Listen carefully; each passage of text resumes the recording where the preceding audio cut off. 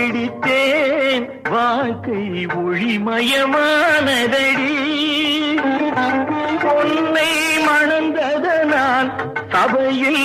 புகழும் வளர்ந்ததடி கால சுமை தாங்கி போலே மார்பில் என்னை தாங்கி